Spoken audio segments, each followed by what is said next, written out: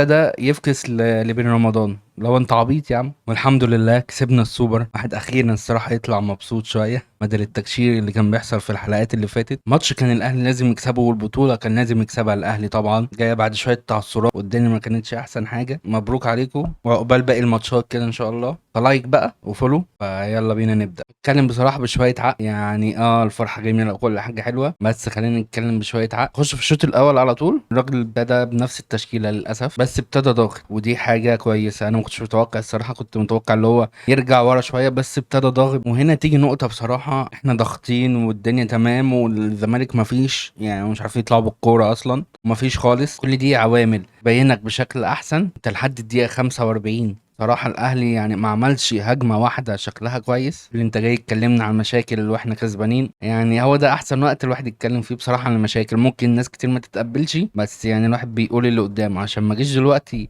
افضل اعلي وامجد في حد، وكمان ماتش ولا ماتشين نزلوا سبع ارض زي ما معظم المحللين بصراحة بيعملوا كده، وبعض اليوتيوبر يعني انتوا عارفين وبتشوفوا بعينيكوا. يعني نرجع تاني، فين الشوط الاول وان سايد، يعني مفيش قدامك اي حد تطلع. مش هقول لك بجوان، مفيش هجمة واحدة خطر أصلا.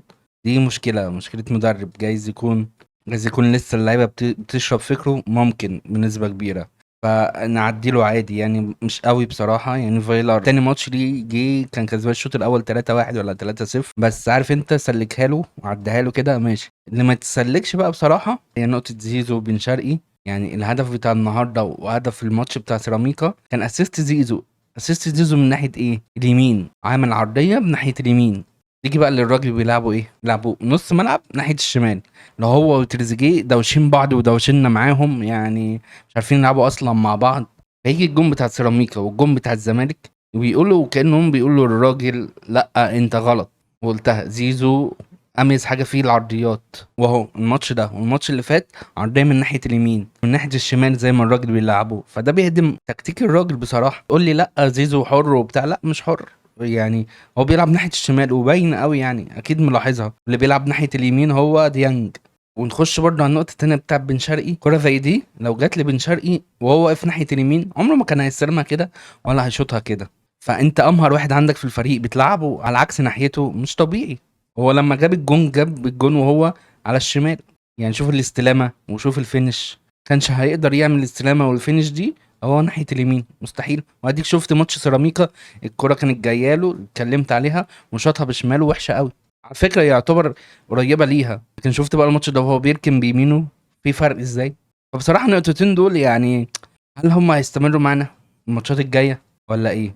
وزود بقى عليهم نقطة اللي هو ابتدى يفكس لبين رمضان. اللي هو انت عبيط يا عم، انت عارف انت بتعمل ايه. شيل جون زيزو من الشوط الاول وبص كده على الاهلي مش عارف يباصي كوره. ديانج اللي الناس بصراحه فرحانه بيه، يعني جايز هو في القطع كويس، لكن ككوره على الارض هو صفر بصراحه. بيباصي وحش بشكل وبيستلم وحش بشكل مش طبيعي. قول لي انت باصص للعيوب قوي ليه؟ اقول لك عشان شيل جون زيزو كان الشوط الاول قدام فرقه ميته طالع 0-0. ده حاجه مش طبيعيه وحاجه مش حلوه. وخليني اقول لك بصراحه ان الراجل ده هيمشي بعد سلسله تعادلات هتحصل. الكلام ده في المستقبل هتحصل، والناس هتقعد تشتم فيه وتعمل ولا وايه ومش ايه، عشان الراجل بصراحه اختياراته مش طبيعيه. ومفيش اي مبرر الصراحه للاختيارات دي. مفيش مبرر اللي انت يبقى نص ملعبك في واحد زي بن رمضان مقعده بره، وجايب الوينج حطه نص ملعب عكس عدلته ويشاء ربنا. اللي هو لما الوينج ده يتألق وهو بيلعب نص ملعب يبقى من ناحيته الأساسية اللي هو اليمين. يعني هو راح برضه اليمين ورفع، لكن هتقعد بقى حطه الناحية الشمال مش هيعمل أي حاجة. وانتهى الشوط الأول الصراحة الواحد كان قاعد يشتم شوية. صراحة أنا ما عجبنيش اللي حصل في الشوط الأول غير الضغط اللي في أول الماتش. غير كده الصراحة ما مش حاجة كويسة خالص بصراحة يعني. والموقف ده برضه شبيه بموقف لما الريال كسبت برشلونة. انا كنت قاعد بتفرج، لا انا قلقت على الريال بعد الماتش ده اصلا. هو اللي قدامك ميت وانت يعني كسبته بالعافيه، يا لا يبقى في مشكله. واديك بتشوف الريال اهو، ماتش الليفر وماتش بتاع النهارده ده رايو فايكانو، تعادل وخساره وريال مش مقنع ولا اي حاجه. فده موقف شبيه بصراحه. انا قلت من المدرب ده اكتر بعد ماتش النهارده. انا تاني فيديو نزلته الناس كانت قاعده تشتم فيه وقلت اصبروا يا جماعه وبتاع. ادينا بنصبر وبنشوف النتايج. فالنتايج وحشه. تقول لي احنا كسبانين، هقول لك نتيجه شغله مش احسن حاجه. وغير كده بصراحة فرقة الزمالك ميتة، بتلعب قدام فرقة فاضية بصراحة. نيجي من عن الشوط التاني، بصراحة الفرقة رجعت شوية كتير بزيادة عن اللزوم بصراحة. كسبت الكورة، الزمالك غيرت وعملت، بس برضه يعني مش لدرجة اللي هم يمسكوا الكورة عليك كتير كده. هم أصلا كانوا بياخدوا الكورة مش عارفين يعملوا بيها ايه. فرقة يعني أنا بقول لك فرقة ميتة. وفضلنا كده لحد ما جه الجون التاني. محدش كان متوقع طاهر يلعبها اي كلام كده بصراحة. ما تزيتوش يا جماعة باللي بيعملوه طاهر. لا، الإدارة تجدد له، الواحد خلاص مخنوق منه. الكرة بتاعت اللي هو ما عرفش يباصيها لديانج دي يعني. أنا فضلت اضحك والله، اللي هو حتى الباص مش عارف تعمله. هنرجع تاني بعد الجون، الدنيا تمام وكده وانت مقفل. قفلني اكتر برضو نفس الحركة اللي عملها، ان هو نزل واحد خامس. يا عم ماشي، نعديها لك برضو ونشوف الماتشات الجاية تعمل ايه. يعني ده تاني ماتش، لو كررها يبقى هو الراجل ده خلاص شكرا، بنت لبته ويروح على الدنمارك. والله يعني ما كنتش محتاج المدافع الخامس ده. الزمالك يا جدعان ميتة، مش عارفة تتصرف بالكورة. هو اخوان الفينا نزل يعملوا شوية همبكة كده. لعيب كويس طبعا، بس يعني نزل حرك الدنيا بس برضه مفيش يا. والله انت لو كنت تلعب باربعة ورا زي ما انت، كان الاهلي كان هيجيب التالت والرابع. بس اللي حصل والحمد لله كسبنا، كان لازم مفيش غير كده. بس طلعنا بشوية نقط سلبية بصراحة، هي دي النقط اللي هتستمر معانا الماتشات الجاية. فعايزين بس ايه نتكلم على كذا حد كده.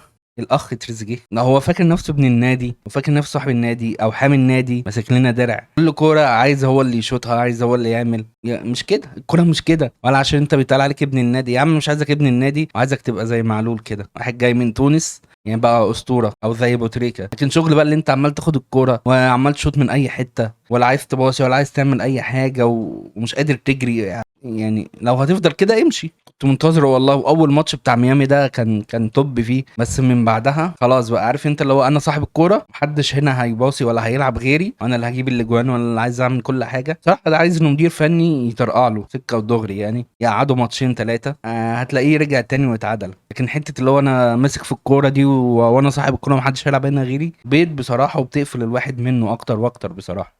ونرجع لتاني حد ديانج. يعني ديانج يا جماعه ما يفرقش حاجه عن اقرب، الاتنين بيكسروا، الاتنين ما بيعرفوش يباصوا. يعني الناس طالعه بالسما دلوقتي. بس يا جماعه ديانج ما بيعرفش بيباصي بالعافيه. جايز هو عمل ماتش دفاعي حلو، بس ككوره هو اقل من النادي الاهلي. ونص الملعب لازم يبقى فيه اتنين بيلعبوا كوره، اللي هو بين رمضان وامام ان شاء الله لما يرجع. لا زيزو بقى ولا ديانج ولا تريزيجيه، ما فيش الكلام ده المفروض. يعني لو الراجل ما عملش كده هيودع بدري بدري يعني. تالت نقطة طاهر المفروض يمشي في يناير بقى، خلاص بقى يعني يخف الضغط عليه. الناس خلاص جاضة منه. ما يغركش الاسيست، فيريح نفسه ويريح الجمهور ويتكل في يناير. والاخ جريديشار، يعني هو باين اللي هو خلاص يا جدعان قافل. اول ما جه كان سوبر، او لحد ما يعني عارف يتحرك بيباصي. دلوقتي يا جدعان هو مش تقيل، هو ايه عارف انت اللي هو واحد كانه جاي له عرض وعايز يمشي خلاص. فهو قافله معاه، ما فيهوش اي حميه، يعني تحسه بارد شويتين. فخلاص يعني مشي، هو لو عايز يطلع اعاره طلعه وخلاص. يعني لا انت مستفيد ولا هو مستفيد بالقعده. فبس كده، دي كذا نقطة ممكن يكون رأي سلبي شوية عن الماتش، بس هو ده اللي حصل في الماتش. بعيد بقى عن الفرحة والكلام ده، كلنا فرحنا وكان لازم أصلا الماتش ده الواحد يكسبه، فالحمد لله يعني. بس أنا بقول لك النقط اللي هتكمل معانا الماتشات الجاية، واللي ممكن المدرب كمان شهرين هتلاقيه بيودع بسببها كودغري يعني. فاشوفكم إن شاء الله في حلقة جديدة، ودايما كسبانين كده، وسلام.